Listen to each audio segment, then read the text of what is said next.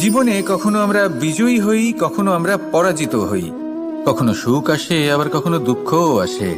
আর যখন দুঃখ আসে তখন আমরা আমাদের এই দুঃখ কারোর সাথে ভাগ করতে চাই।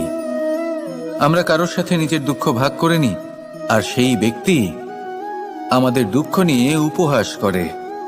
তখন আমরা আরো দুঃখী হয়ে যাই।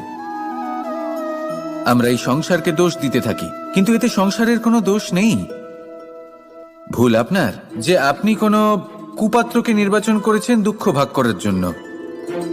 মনে রাখবেন, যদি আপনার শরীরে ক্ষতস্থান তৈরি হয় এবং সেই ক্ষত নিয়ে আপনি প্রত্যেক জায়গায় ঘুরে বেড়ান, প্রত্যেক বাড়িতে আপনি ওষুধ হয়তো নাও পেতে পারেন, কিন্তু সেখানে নুন আপনি অবশ্যই পাবেন।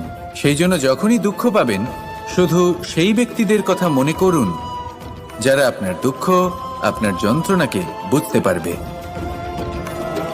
যারা আপনার সহায় হবার জন্য প্রস্তুত।